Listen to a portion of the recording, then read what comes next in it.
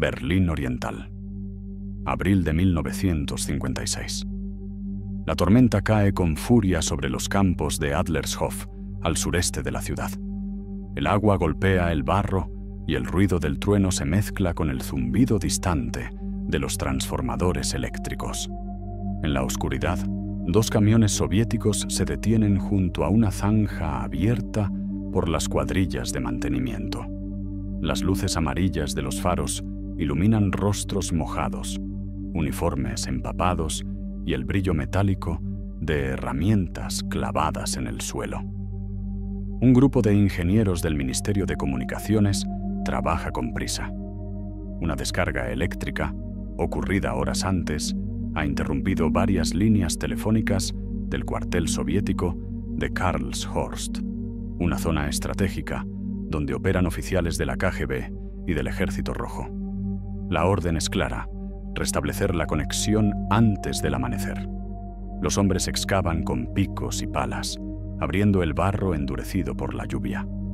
La tierra húmeda huele a hierro y ozono. Uno de ellos, un técnico joven llamado Yuri, grita sobre el ruido de la tormenta. Aquí hay algo. No es cableado del ministerio. Su supervisor se acerca. Entre los cables grises del sistema telefónico asoma una estructura metálica distinta, pintada de negro mate, con marcas que ninguno reconoce.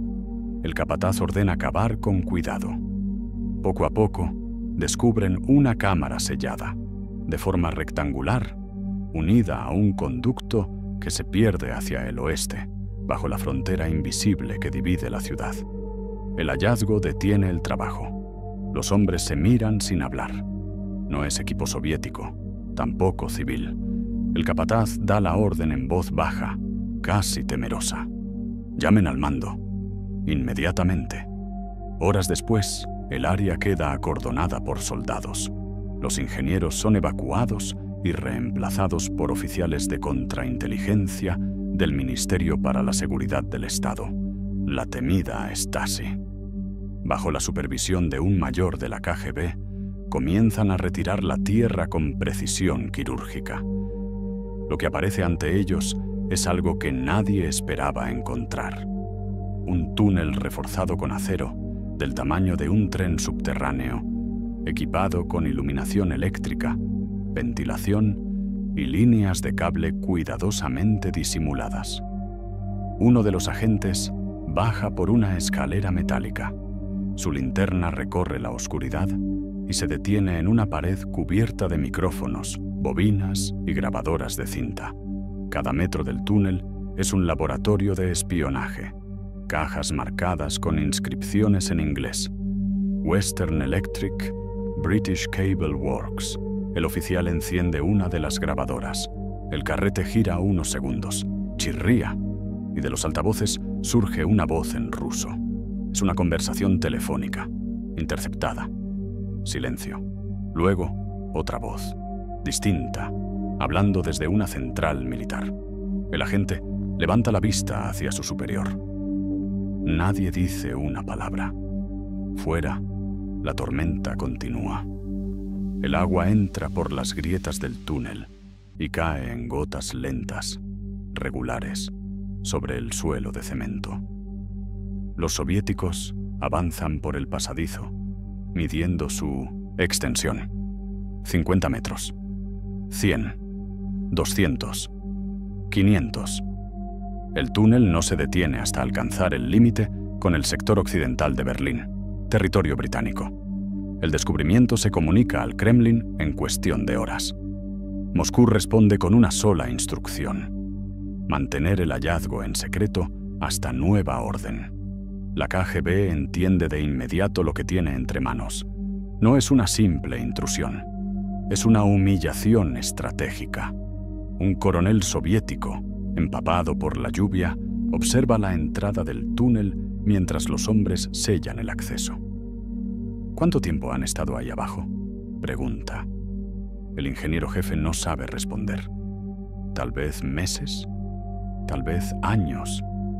Los oficiales se miran en silencio, conscientes de que el enemigo ha estado escuchando todo. Llamadas militares, informes, conversaciones personales, cada palabra transmitida por los cables soviéticos ha sido grabada, archivada y analizada en algún punto del sector británico. En una noche de lluvia sobre Berlín, el secreto más profundo de Occidente acaba de ser desenterrado. Había comenzado como una de las operaciones más ambiciosas del espionaje occidental y terminó siendo una trampa construida sobre su propio secreto.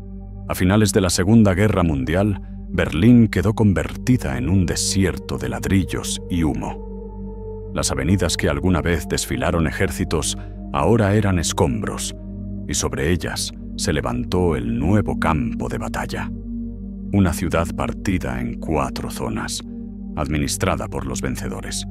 Lo que debía ser una ocupación temporal se convirtió en un tablero de poder donde cada calle, cada edificio y cada voz contaban. En 1949, la división dejó de ser provisional. 2 banderas, 2 monedas, 2 sistemas políticos coexistiendo en una misma ciudad. Berlín Occidental, controlado por británicos, estadounidenses y franceses. Berlín Oriental, bajo el puño soviético. La frontera entre ambos era invisible al principio, apenas una línea en los mapas militares. Pero pronto se llenó de alambradas, torres de vigilancia y patrullas armadas. El aire de Berlín se volvió una mezcla de polvo, carbón y sospecha. De día, los trenes y tranvías seguían cruzando la ciudad, llevando obreros, espías y contrabandistas en el mismo vagón. De noche, el silencio estaba lleno de pasos que no querían ser oídos. La policía soviética revisaba documentos en los puentes. Los soldados británicos hacían lo mismo en los túneles. En los mercados del este se vendían relojes americanos a cambio de pan. En los cafés del oeste, agentes del bloque comunista compraban secretos a cambio de cigarrillos. En el oeste, los periódicos hablaban de libertad y reconstrucción. En el este, los murales proclamaban fraternidad socialista. Pero bajo ambos discursos se libraba otra guerra, invisible, entre los servicios de inteligencia. Berlín se convirtió en la capital mundial del espionaje. Ninguna otra ciudad en la historia había tenido tantas embajadas, bases y oficinas de inteligencia por metro cuadrado. Los tejados estaban llenos de antenas, los sótanos de micrófonos. En los bares del sector francés se escuchaban conversaciones en inglés, ruso y alemán a la vez. En cada esquina, un taxista podía ser informante, un fotógrafo podía ser doble agente, un mensajero podía llevar un sobre o una confesión. El espionaje se había vuelto rutina y la paranoia una forma de vida. En esta ciudad, diría años después un oficial del MI6, hasta el viento parece venir de 2 direcciones. Berlín no era solo un escenario, era un personaje más, un ser vivo que respiraba información, donde cada secreto tenía un precio y cada mentira podía salvar una vida. Las cloacas se convirtieron en corredores de inteligencia, los túneles de metro en rutas de fuga y vigilancia. Los viejos refugios antiaéreos de la guerra sirvieron de laboratorios para los nuevos conflictos del siglo. Los aliados mantenían una precaria colaboración oficial, pero en la práctica competían entre sí. Americanos, británicos y franceses desconfiaban de los soviéticos, y los soviéticos de todos los demás. Entre ellos, las alianzas eran frágiles, temporales, tan cambiantes como el clima sobre el Spree. En los despachos del Kremlin, Berlín era vista como una herida abierta en el corazón de Europa. Para Washington, era una vitrina, la demostración de que el capitalismo podía sobrevivir en medio del comunismo. Para los británicos, era un tablero donde podían jugar su último gran acto de espionaje imperial. Durante los primeros años de la Guerra Fría, las fronteras no se movían con tanques, sino con información. Cada telegrama interceptado, cada conversación escuchada, cada plano copiado, podía cambiar el equilibrio del mundo. A mediados de 1953, la ciudad ya era una criatura dividida en dos mitades que se observaban, se espiaban y se odiaban con la misma intensidad con la que dependían una de otra. Entre ellas se extendía un vacío, un cinturón de tierra, calles destruidas, solares vacíos, donde las sombras caminaban más rápido que la luz. Era el lugar perfecto para un túnel, y la ciudad, como si intuyera lo que estaba por venir, pareció contener el aliento. Primavera de 1953. En Londres y en Langley, las oficinas de inteligencia respiraban una mezcla de ambición y urgencia. La Guerra Fría había convertido la recopilación de información en la moneda más valiosa. Cada pergamino, cada llamada interceptada, podía cambiar decisiones que afectaban a millones.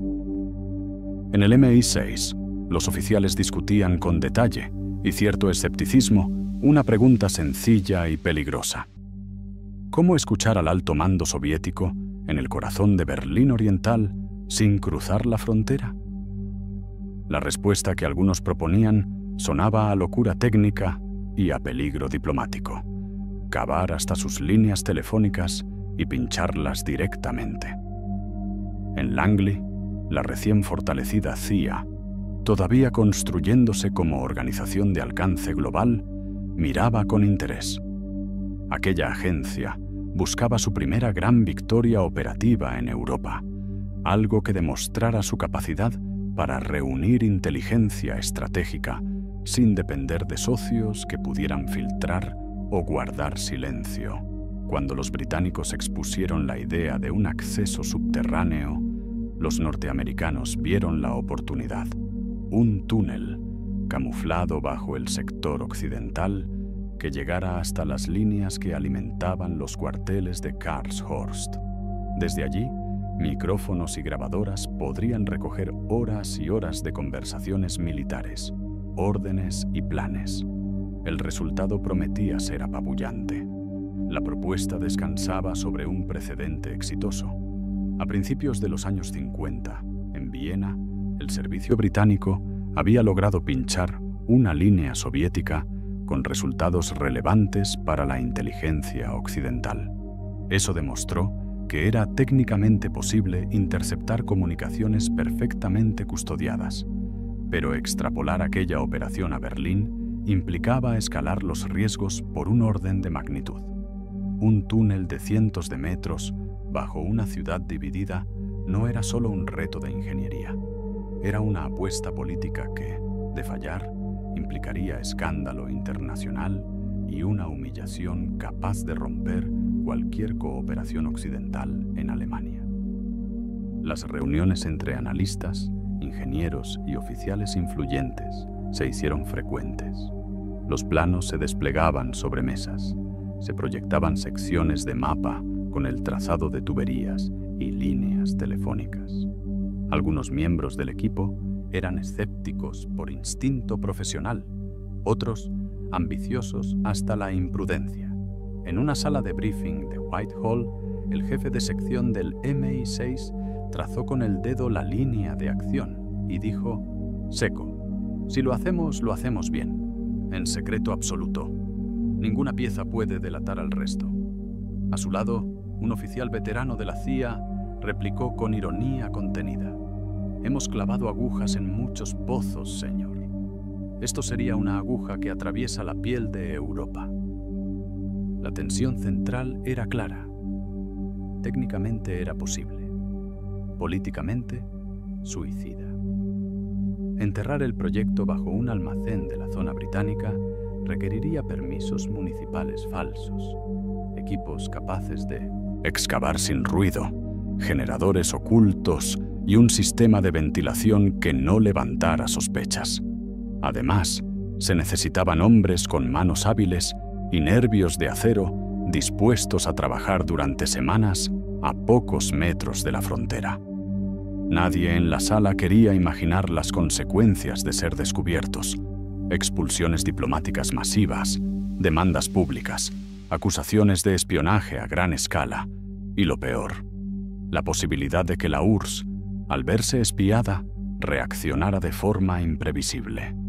En un pasillo de la estación de St. James, el referente operativo británico susurró a su homólogo americano: «Si lo logramos, tendremos una ventana sobre todos sus movimientos en Alemania Oriental. Pero si se filtra, habremos cavado nuestra propia tumba política». El americano, con una copa de whisky en la mano, asintió despacio. «Entonces no podemos permitir que se filtre. Punto». Mientras tanto, en los despachos técnicos, los ingenieros diseñaban soluciones a los problemas prácticos: cómo sostener un túnel de 2,7 metros de alto, sin que el ruido de la máquina se oyera en la superficie; cómo evacuar los escombros sin atraer la atención del mercado cercano; cómo llevar tendidos de cable hasta los puntos de intercepción, evitando zanjas y pasos controlados. Cada respuesta añadía otra capa de complejidad y elevaba el precio moral de la operación. Al final de varias semanas de deliberación, el equipo acordó dar el paso. No fue una decisión tomada por una sola cabeza, sino por una coalición pragmática. Los británicos aportarían el conocimiento local y el camuflaje operativo.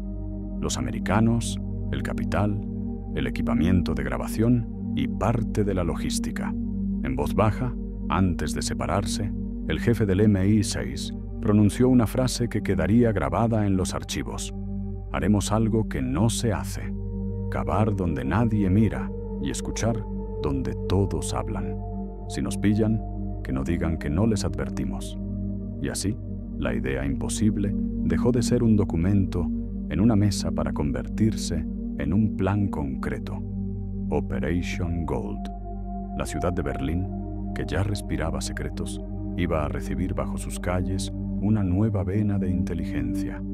Era la promesa de un tesoro, y precisamente por eso, el riesgo más grande de una guerra de sombras que apenas comenzaba. En el verano de 1953, el proyecto tomó forma y recibió un nombre en clave: Operation Gold. Era el tipo de nombre que parecía demasiado obvio para ser real, y quizá por eso funcionó. Bajo su manto se escondía la colaboración más audaz entre los servicios de inteligencia británicos y estadounidenses desde el final de la guerra. El diseño era simple en el papel, monumental en la práctica. Un túnel de unos 500 metros excavado desde el sector británico de Berlín, cruzando la línea de demarcación para alcanzar las líneas telefónicas del cuartel soviético de Karlshorst. El punto de entrada estaría disimulado en un almacén industrial a las afueras del distrito de Rudow, oficialmente registrado como una estación de mantenimiento de radio. Nadie fuera de un círculo diminuto conocería la verdad. El enlace entre ambos mundos, británico y americano, lo encarnaban tres hombres tan distintos que solo el espionaje podía haberlos reunido. William King Harvey, agente de la CIA, era el motor práctico del proyecto. Ex policía de Indianápolis, de voz ronca y costumbres ásperas, bebía whisky con el mismo método con que planificaba operaciones: despacio, sin derramar. Tenía la mente de un investigador y el temperamento de un boxeador. No creía en los ideales abstractos de la guerra ideológica, creía en resultados. Para él, Operation Gold no era una aventura romántica, sino un experimento medible. Si conseguimos escucharlos sin que lo sepan, habremos ganado más que en 100 discursos, decía con su acento medio americano, entre una bocanada de humo y un trago. En el otro extremo del espectro estaba Peter Lunn, jefe del MI6 en Berlín, un hombre formado entre manuales de estrategia y diplomacia. De modales refinados, voz suave y una precisión que rozaba la obsesión, trataba cada fase de la operación como si se tratara de una pieza de relojería suiza. Vestía siempre con trajes perfectamente planchados, incluso bajo tierra, y tenía la convicción de que la inteligencia debía ejecutarse con elegancia. Donde Harvey veía un problema operativo, Lund veía una oportunidad de refinamiento. Ambos discutían a menudo, pero se respetaban en silencio. «Si hacemos esto», le dijo Harvey una tarde en el sótano improvisado que serviría de base de operaciones, «necesitaremos mantenerlo fuera de los ojos de medio Berlín y de la mitad de nuestros propios hombres», añadió Lund sin levantar la vista del plano. «Los secretos grandes sobreviven solo cuando nadie los nota». Entre ellos se movía un tercer hombre, George Blake, el oficial de enlace anglo-holandés encargado de coordinar la comunicación entre Londres y Berlín. Tenía 31 años, una sonrisa tranquila y una cortesía que rozaba lo clerical. Había sobrevivido a un campo de prisioneros durante la Guerra de Corea y hablaba ruso con soltura. Su labor parecía burocrática, casi invisible: transmitir mensajes, redactar memorandos, mantener el Meinden. Equilibrio entre egos y jurisdicciones. Nadie sospechaba que detrás de su serenidad se escondía algo más. Blake creía sinceramente en el poder de las ideas, en la justicia social que el comunismo prometía. Tras su cautiverio, se había convencido de que Occidente había perdido el rumbo moral. No lo decía en voz alta, pero sus convicciones lo habían llevado, años antes, a ofrecer sus servicios a la KGB. Cuando Lund lo describía ante sus superiores, lo llamaba meticuloso y discreto. Harvey, menos indulgente, lo definía como demasiado educado para ser de fiar. En otoño de 1953, los tres coincidieron por primera vez en una reunión técnica en Berlín Occidental. Sobre la mesa había mapas del subsuelo, diagramas telefónicos y fotografías aéreas del perímetro oriental. La tensión entre ellos era palpable. Los británicos querían precisión, los estadounidenses querían velocidad. «Si tardamos demasiado, los soviéticos cambiarán el tendido», dijo Harvey. «Si cavamos con prisa, se hundirá el túnel», respondió Lund con calma. Blake los observaba, tomando notas en silencio, la pluma moviéndose con una lentitud que parecía estudiada. La colaboración entre agencias se formalizó en diciembre. Londres aportaría la cobertura diplomática y la experiencia local. Langley financiaría la infraestructura y la tecnología de escucha. Bajo el almacén falso, ingenieros militares británicos comenzaron a instalar maquinaria alemana desmantelada de la guerra: excavadoras pequeñas, generadores eléctricos, bombas de ventilación. Todo debía operar en un rango de decibelios que no superara el ruido ambiental de la ciudad. Harvey, al supervisar los primeros planos del túnel, se permitió un comentario mordaz. «Es irónico, ¿no? Cavamos en secreto para oír a un enemigo que también cava para escucharnos». Lund levantó la vista y sonrió con cortesía inglesa. «La diferencia, William, es que nosotros sabemos guardar silencio». George Blake sonrió con ellos. Nadie lo notó, pero en su mente ya se había formado una decisión. Aquella operación sería su oportunidad para demostrar a Moscú cuánto confiaban en él. Y así, mientras los ingenieros afinaban los instrumentos y los planos tomaban cuerpo, la Operación Gold echó a andar con una certeza y un secreto compartidos. Estaban a punto de cavar la frontera más peligrosa del mundo. A comienzos de 1954, mientras los planos del túnel tomaban forma en los despachos aliados, un hombre cruzaba en tren desde Berlín hacia Viena con una maleta de cuero oscuro. Era George Blake.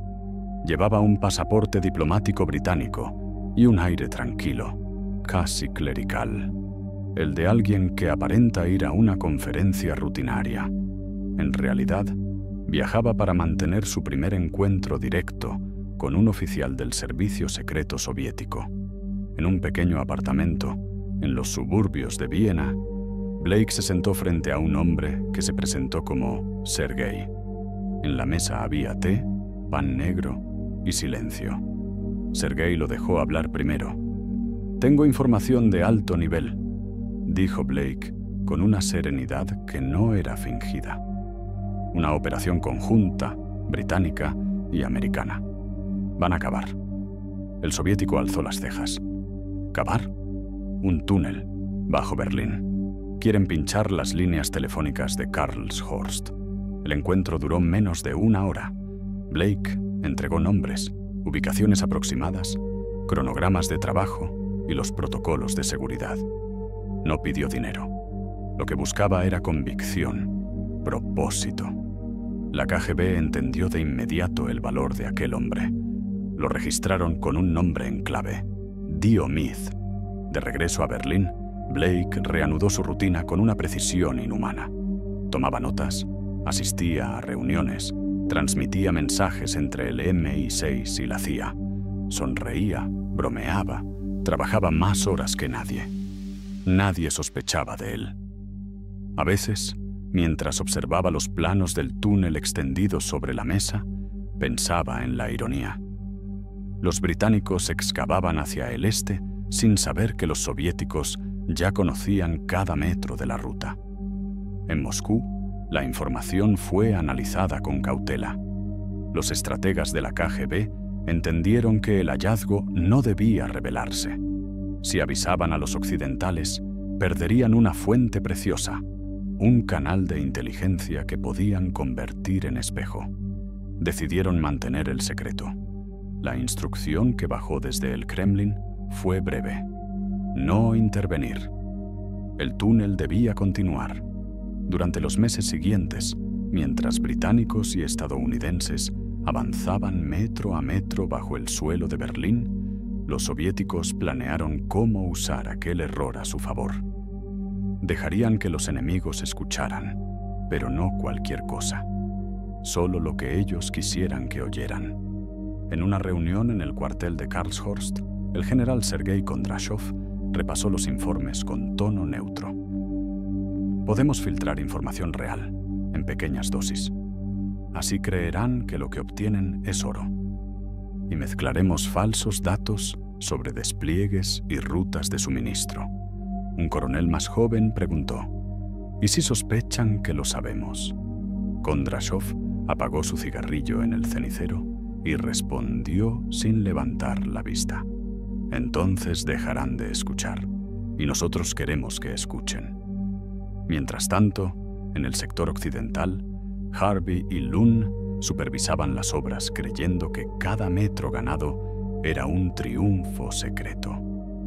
A veces discutían los plazos, a veces brindaban con whisky y té por la victoria invisible. En medio de ellos, Blake mantenía la compostura. Lo hacía con la calma de quien sabe que el resultado ya está decidido. En sus informes a Moscú, describía con precisión quirúrgica el progreso de la excavación, los nombres de los ingenieros, la profundidad exacta del túnel, incluso la marca de los micrófonos que planeaban instalar. Y añadía una recomendación: no sabotear, no alertar, escuchar también nosotros. Durante los siguientes años, el túnel se convirtió en el secreto mejor guardado de ambos bandos. Para Occidente, era una obra maestra de ingeniería y sigilo. Para la Unión Soviética, era un laboratorio de contrainteligencia sin riesgo. Y en el centro de todo, George Blake siguió caminando entre dos mundos, invisible para ambos, convencido de servir a una causa que lo trascendía. Su traición aún no había destruido el proyecto, pero ya había sellado su destino. Primavera de 1954. El proyecto había dejado de ser una idea en los mapas para convertirse en una realidad subterránea. En el extremo suroeste de Berlín, dentro de un edificio anodino con el cartel British European Communications Exchange, comenzó la excavación del túnel.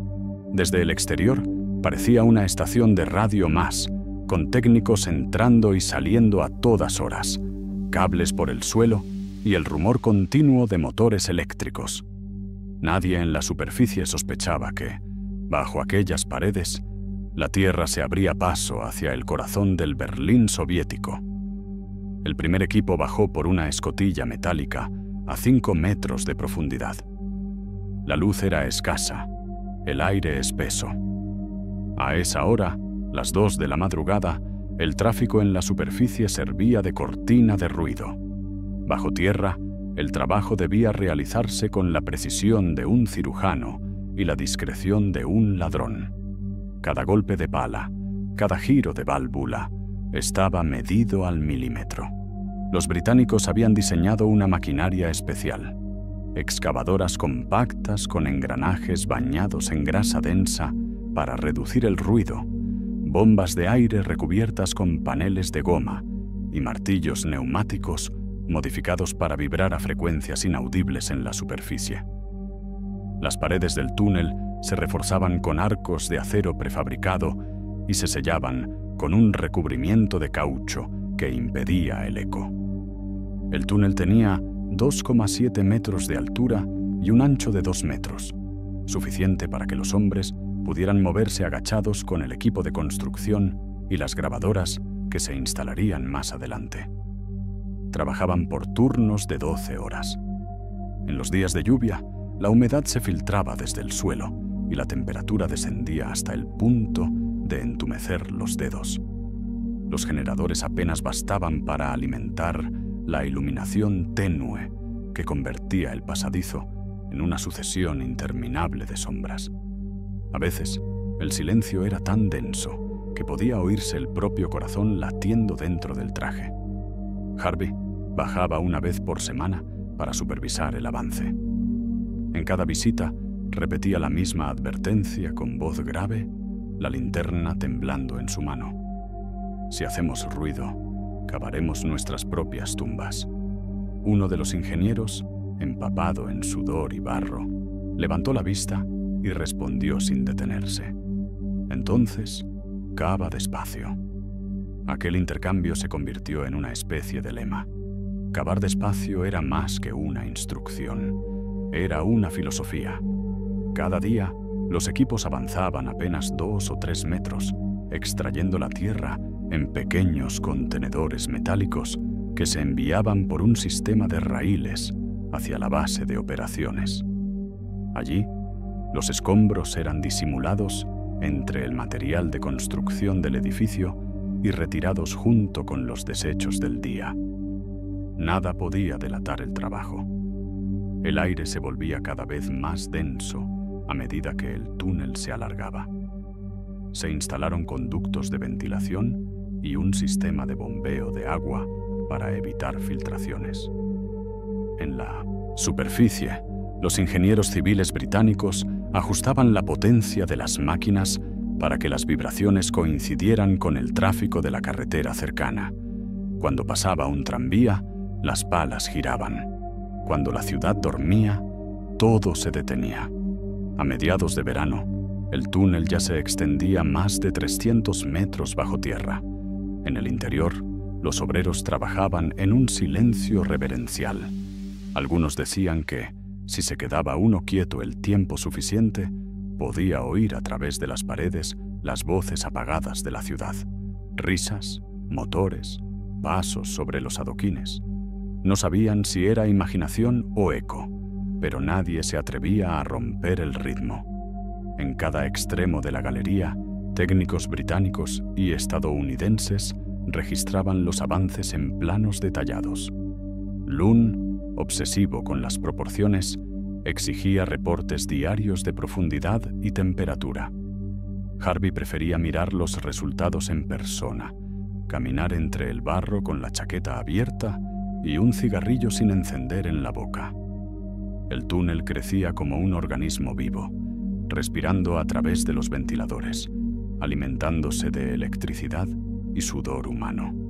Cada metro excavado era una victoria silenciosa, un paso más cerca del objetivo. Y arriba, Berlín seguía latiendo sin saber que, Bajo sus pies, un corredor de acero y oscuridad unía dos mundos que se espiaban incluso mientras dormían. El túnel alcanzó su objetivo en la primavera de 1955, casi un año después de iniciarse la excavación. La perforadora emergió bajo la zona de Altglienicke, a menos de 10 metros de las líneas subterráneas que conectaban los cuarteles soviéticos de Karlshorst con las bases del ejército alemán oriental.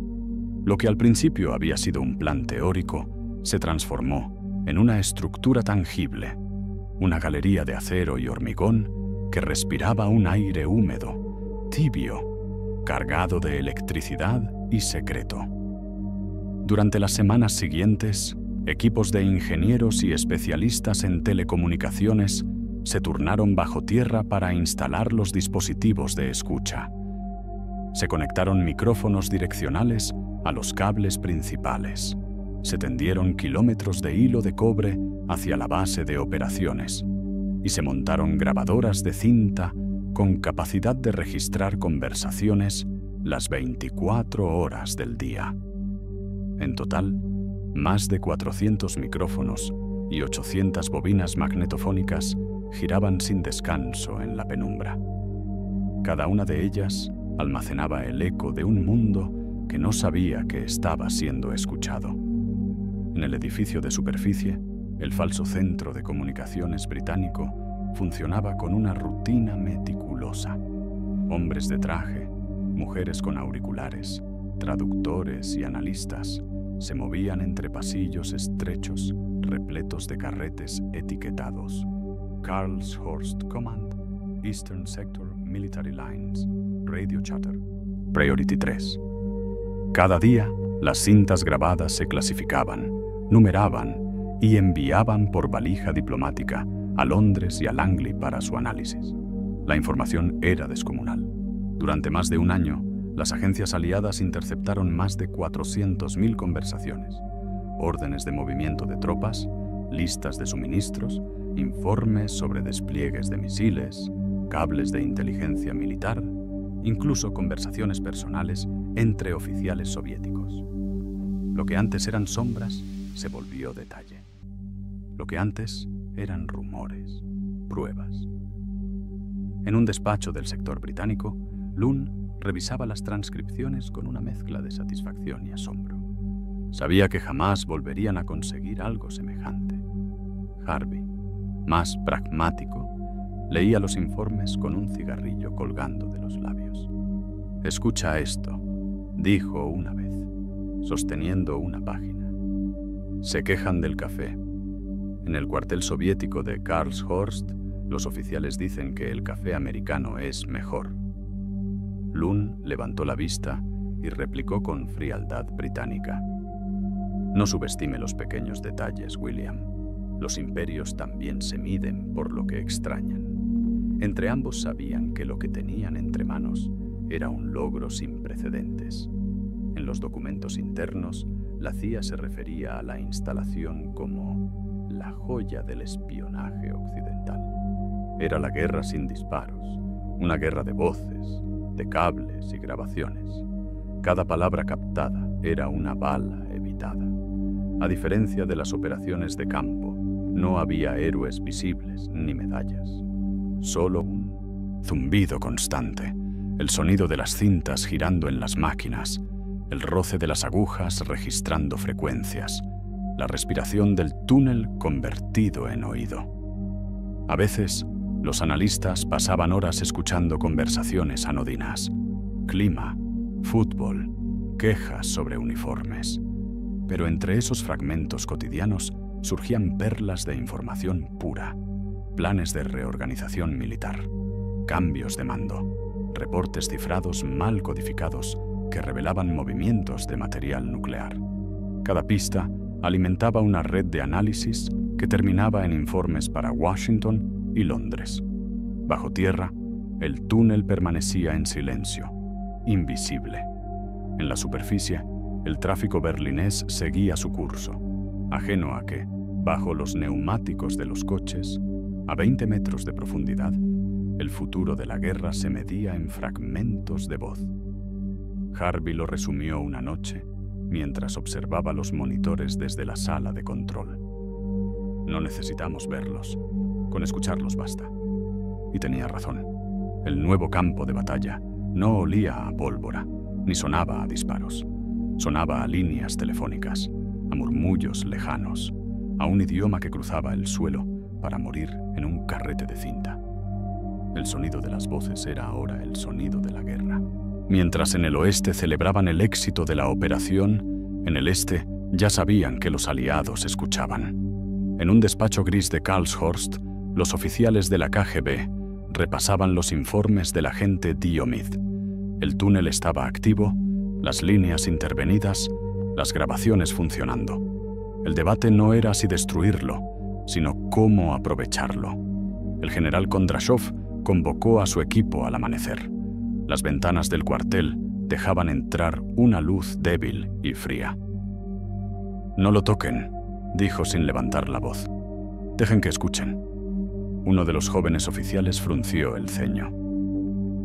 «¿Y la información confidencial, camarada general?» «Eso la decidiremos nosotros», respondió Kondrashov. «Lo que salga de aquí será lo que queramos que oigan». Así nació una estrategia sutil. Cada conversación, cada informe, transmitido por las líneas principales, sería filtrado, medido, ensayado. Los soviéticos comenzaron a utilizar el propio canal de escucha como un instrumento de desinformación. Insertaban datos ciertos para dar credibilidad a los falsos. En un mismo día, podían comunicar el movimiento real de una unidad menor junto con coordenadas inventadas de un supuesto despliegue de misiles. En las oficinas del MI6 y la CIA, los analistas veían coherencia donde solo había precisión teatral. La KGB había convertido el túnel en una cámara de eco. Cada palabra dicha allí era pronunciada sabiendo que sería escuchada al otro lado de la frontera. Para los técnicos soviéticos, el juego tenía algo de ironía. Durante meses, fingieron ignorancia. Cuando el ruido en las líneas cambiaba por las interferencias de los micrófonos occidentales, los ingenieros del Ejército Rojo fingían revisiones rutinarias. Incluso se enviaban entre ellos mensajes codificados, diseñados para despertar el interés enemigo. Un oficial soviético bromeó: «Deberíamos cobrarles por el servicio de entretenimiento». Mientras tanto, en Berlín Occidental, los aliados no sospechaban nada. Las conversaciones que interceptaban parecían demasiado buenas para ser falsas. En una reunión en Langley, Harvey comentó con entusiasmo: «Estamos oyendo al oso hablar en sueños». Peter Lund, más prudente, le respondió: «Los sueños a veces se inventan para quien escucha detrás de la puerta». Pero el entusiasmo pesaba más que la cautela. Cada nuevo carrete de cinta que llegaba desde Berlín era recibido como prueba de que el túnel funcionaba. Nadie imaginaba que la información que fluía hacia ellos había sido moldeada, palabra a palabra, por los mismos hombres a los que pretendían vigilar. En Moscú, Blake se convirtió en una fuente silenciosa de satisfacción. Sus informes confirmaban que los británicos estaban convencidos del éxito absoluto. La KGB sabía ahora exactamente qué sabían sus enemigos y qué creían saber. Era una simetría perfecta, un espejo entre dos mundos ciegos. A mediados de 1955, el túnel funcionaba como un organismo de dos cerebros. Uno en el oeste, que creía oír la verdad. Otro en el este, que elegía qué verdad permitir. Ningún disparo, ningún movimiento de tropas, solo cables, voces y un engaño que se extendía bajo tierra con la paciencia de la humedad. La guerra se había vuelto un reflejo de sí misma, y mientras los aliados creían tener una joya, Moscú disfrutaba de la broma más cara y silenciosa de toda la Guerra Fría. Primavera de 1956. Berlín amaneció bajo un cielo gris que olía a tierra mojada.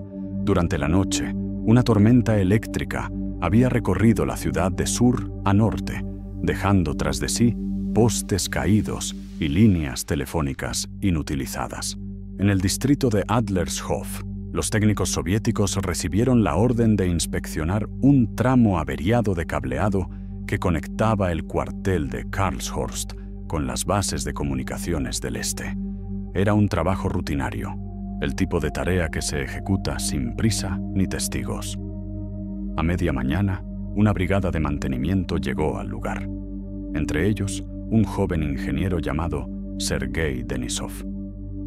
Comenzaron a excavar en busca del punto exacto de la avería. La tierra, empapada por la lluvia, cedía fácilmente. A 1 metro de profundidad, los hombres encontraron algo que no esperaban. Un cable que no figuraba en ningún plano. Era más grueso, de un material distinto, con una envoltura metálica que no correspondía al estándar soviético. «Esto no es nuestro», dijo Denisov, limpiando el barro del cable con la mano. El capataz, intrigado, ordenó seguir cavando. A los 2 metros apareció una estructura metálica, curvada, con un recubrimiento de goma y marcas en inglés grabadas en las juntas. Los hombres intercambiaron miradas silenciosas. Uno de ellos corrió hacia el camión y pidió por radio instrucciones. El mensaje llegó al Ministerio de Seguridad del Estado. En menos de 1 hora, la zona estaba rodeada por patrullas armadas. Los ingenieros fueron apartados. En su lugar, llegaron agentes de la Stasi y técnicos de la KGB. Traían linternas, detectores de metal y un aire de gravedad que no dejaba espacio para dudas. El suelo comenzó a abrirse bajo la lluvia fina. Pronto emergió un cilindro de acero, luego una compuerta, luego un tramo de cableado oculto. Los soviéticos comprendieron que no se trataba de una simple fuga eléctrica. Habían tropezado con algo mucho más grande. Uno de los agentes golpeó la compuerta con una llave inglesa. El sonido hueco respondió con un eco que se extendió bajo sus pies. «Hay espacio debajo», murmuró. El comandante del equipo, un hombre de voz ronca, dio la orden. «Abran». Cuando retiraron los paneles superiores, apareció un pasaje angosto, iluminado por lámparas eléctricas todavía encendidas. El aire olía a humedad y a metal oxidado. Descendieron por una escalera improvisada y caminaron algunos metros. La linterna del comandante iluminó paredes recubiertas de micrófonos, carretes de cinta, transformadores.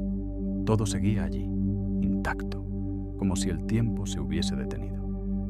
Uno de los técnicos se acercó a una grabadora y pulsó un botón. El carrete giró y de los altavoces brotó una voz en ruso, distorsionada, nítida.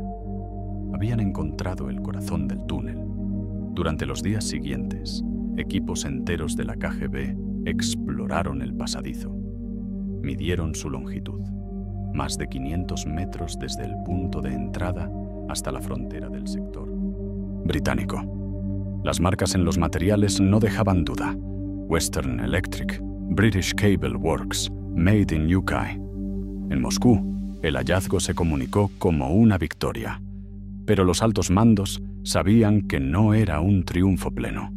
El túnel había funcionado durante casi 1 año. Había sido útil para los aliados, aunque también para ellos.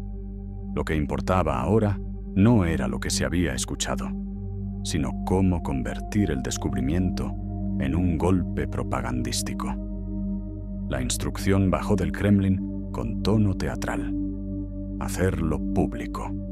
El mundo debía ver lo que Occidente era capaz de hacer bajo la superficie de una ciudad dividida. No sería una investigación secreta, sino un espectáculo. En las semanas siguientes, mientras las lluvias primaverales borraban los rastros de la excavación original, el ejército soviético preparó el escenario. El túnel sería mostrado como trofeo y como advertencia. Bajo el suelo de Berlín, El silencio que había protegido la operación durante años se había roto.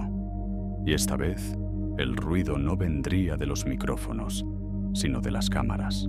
Abril de 1956. La noticia se propagó por Berlín como un rumor imposible. Los soviéticos habían descubierto un túnel occidental bajo su territorio. En cuestión de días, los periódicos de Alemania Oriental comenzaron a hablar de una monstruosa intrusión imperialista. La KGB decidió que el hallazgo no debía quedar en la sombra. Lo transformarían en un espectáculo. El 21 de abril, en una nave industrial de Adlershof, se organizó una rueda de prensa sin precedentes. Periodistas de todo el bloque oriental fueron convocados junto con algunos corresponsales occidentales que, sorprendidos por la invitación, aceptaron asistir. Los soviéticos querían que el mundo viera la prueba, que las cámaras registraran el túnel como una herida abierta bajo el suelo de su capital ocupada. A las 10 en punto de la mañana, el jefe de la KGB en Alemania Oriental, general Serov, apareció ante los reporteros acompañado de oficiales uniformados.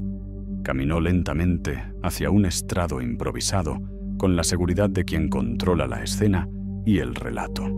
Tras él, un panel mostraba grandes fotografías del túnel, secciones metálicas, carretes de cinta, micrófonos, cables enrollados, etiquetas en inglés. «Ciudadanos y camaradas», dijo, con voz grave, «aquí tienen la prueba de lo que el imperialismo angloamericano hace en la oscuridad. Mientras nuestros pueblos trabajan por la paz, ellos cavan bajo nuestras casas para escucharnos». Un murmullo recorrió la sala. Las cámaras se acercaron a las mesas donde se habían dispuesto los artefactos recuperados. Grabadoras magnetofónicas, micrófonos direccionales, carretes etiquetados con números, transformadores eléctricos, piezas de maquinaria con sellos de fábrica británica. Todo colocado con una precisión casi teatral. Los técnicos soviéticos, siguiendo el guión, explicaron cómo el túnel había sido excavado desde el sector británico, cómo había cruzado la frontera y cómo se habían interceptado las líneas telefónicas del Ejército Rojo. En un extremo de la sala, un tramo del túnel fue reconstruido con sus paneles originales. Los periodistas pudieron bajar por una escalera y caminar unos metros dentro de él. Los flashes se multiplicaron. «¿Cuánto tiempo ha estado activo este sistema?», preguntó un periodista francés. Serov sonrió apenas. «Demasiado tiempo, pero ya no más». Las imágenes circularon por todo el mundo. En Londres y en Washington, los portavoces respondieron con comunicados cautelosos. La CIA y el MI6 negaron cualquier implicación directa. Hablaron de una instalación de comunicaciones mal interpretada, de un proyecto técnico sin fines de espionaje. Nadie creyó esas palabras. El daño estaba hecho. En los periódicos del Este, los titulares hablaban de la red subterránea del imperialismo. En el Oeste, la prensa trató de minimizar el impacto, describiendo el episodio como una maniobra propagandística soviética. Pero las fotografías eran demasiado claras. El mundo había visto los micrófonos, las cintas, las marcas en inglés. En los despachos de la CIA, William Harvey arrojó el periódico sobre la mesa sin decir nada. Loon, en Londres, leyó los titulares con gesto imperturbable, aunque sabía que el escándalo era real. «Nos han expuesto», dijo Harvey. «No», replicó Loon. «Se han expuesto todos. Ellos por cavar. Nosotros por creer que el silencio duraría». Esa tarde, en las redacciones de medio mundo, las fotografías del túnel de Berlín se convirtieron en portada. En Moscú, las copias del reportaje se exhibieron en vitrinas como trofeos. En Washington, el Congreso pidió explicaciones. En Londres, el Ministerio de Exteriores guardó silencio. La Operación Gold, el mayor logro técnico del espionaje occidental, había terminado convertida en el mayor acto de propaganda soviética. Bajo el suelo de Berlín ya no quedaban secretos. Solo el eco de una cámara vacía y los restos de un túnel que había conectado dos mundos por un breve y peligroso instante. Durante años, la historia del túnel se mantuvo envuelta en versiones contradictorias. En Occidente, se repitió que el descubrimiento de 1956 había sido una casualidad, una tormenta, una avería eléctrica, un golpe de azar. Nadie quería admitir que el enemigo pudiera haberlo sabido desde el principio. El caso fue archivado, los informes clasificados, los nombres borrados de los documentos oficiales. Pero en la inteligencia británica quedaba una sospecha sorda, una incomodidad que no desaparecía. En 1961, esa sospecha se convirtió en certeza. La Special Branch británica arrestó a George Blake, el hombre que había servido como enlace entre la CIA y el MI6 durante la Operación Gold. La investigación comenzó con un detalle mínimo, una coincidencia en los archivos del contraespionaje, y terminó con una confesión que dejó a todos inmóviles. Blake habló sin evasivas ni dramatismo. Dijo que había informado a la KGB desde los primeros meses del proyecto, que había entregado planos, fechas, ubicaciones, que Moscú había sabido del túnel antes incluso de que se excavara el primer metro. Las horas de interrogatorio se convirtieron en un inventario de traición. Los agentes tomaban notas en silencio mientras él relataba, con una serenidad casi académica, sus motivos. Habló de ideales, de decepciones, de su experiencia en la guerra de Corea, donde, según dijo, había comprendido la hipocresía del mundo occidental. Contó cómo había contactado a la KGB en Viena, cómo les había ofrecido su colaboración sin pedir dinero. No por odio, dijo, sino por convicción. La revelación cayó como una bomba. En Langley y en Londres, los informes internos se redactaron con frases contenidas. La fuga de información más grave en la historia del servicio. La Operación Gold, que durante años había sido presentada como un éxito técnico, se reveló como una jugada manipulada por el enemigo. El túnel no había sido descubierto por azar, sino controlado con precisión durante todo su funcionamiento. Los soviéticos habían permitido las escuchas, habían filtrado información seleccionada y esperaron el momento exacto para exhibir la trampa al mundo. Sin embargo, el proyecto no había sido del todo inútil. Entre los miles de conversaciones interceptadas había datos reales, movimientos logísticos, nombres de oficiales, patrones de comunicación. La información permitió a los aliados entender mejor la estructura militar soviética en Alemania. Aún así, nada de eso compensaba la humillación política. Los periódicos que años antes habían celebrado la operación como un triunfo, callaron. Dentro de los servicios, los informes de evaluación concluyeron con una frase amarga. El túnel no fue un fracaso total, pero la confianza sí. En mayo de 1961, George Blake fue llevado ante el tribunal. La sentencia fue ejemplar. 42 años de prisión, la condena más larga jamás impuesta por espionaje en el Reino Unido. Durante el juicio, no mostró arrepentimiento. Dijo que había hecho lo que creía justo. Sus palabras, frías y educadas, irritaron incluso a los que lo habían admirado. 5 años después, en 1966, escapó de la prisión de Wormwood Scrubs con la ayuda de simpatizantes y cruzó clandestinamente hacia Alemania Oriental. Desde allí, la KGB lo trasladó a Moscú, donde vivió el resto de su vida bajo protección. Fue recibido como héroe, aunque en Occidente su nombre quedó asociado a la traición pura.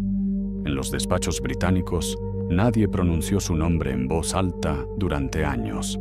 Peter Long fue reasignado discretamente, y William Harvey, tras enfrentarse a sus superiores en Langley, se retiró con amargura. El túnel de Berlín se convirtió en un episodio del que nadie quería hablar. Demasiado costoso para celebrarlo.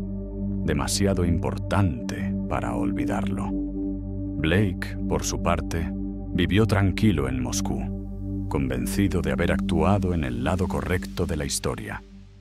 A veces concedía entrevistas a medios rusos, recordando su vida con una sonrisa que nunca cambiaba. Decía que no se arrepentía de nada, que las fronteras políticas eran accidentes temporales. Pero la historia no lo absolvió. La Operación Gold quedó para siempre como una advertencia.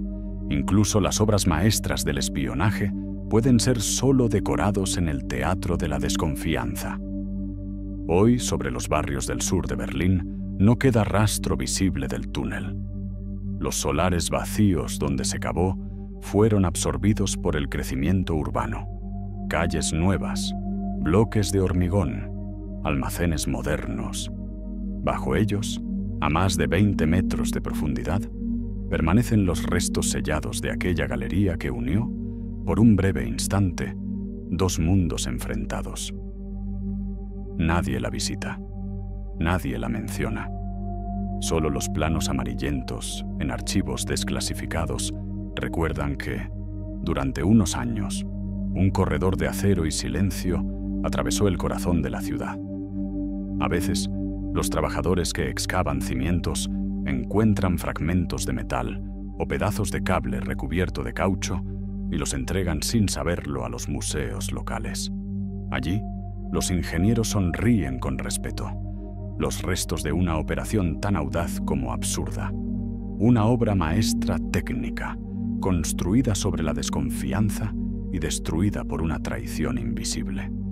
El túnel de Berlín fue una metáfora enterrada.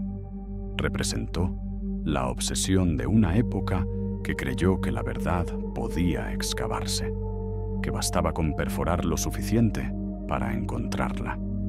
Los británicos y los estadounidenses cavaron hacia el este convencidos de que allí estaba el secreto que podía salvar al mundo libre.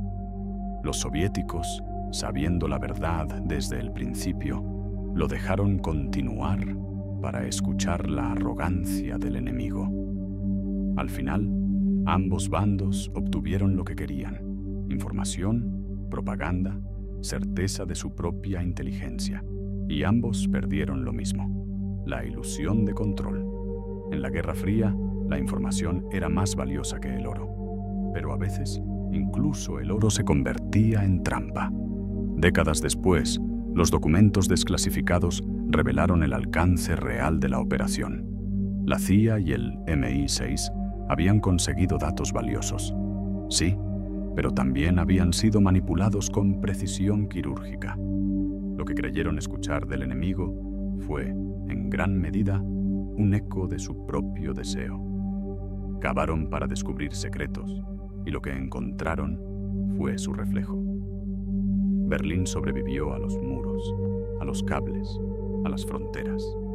La ciudad que fue laboratorio de la desconfianza es ahora un mapa abierto, cruzado por tranvías y turistas. Bajo sus calles, el túnel permanece sellado, convertido en fósil de una época donde el miedo cavaba más hondo que cualquier herramienta. MI6 cavó bajo Berlín para escuchar al enemigo y terminó oyendo su propio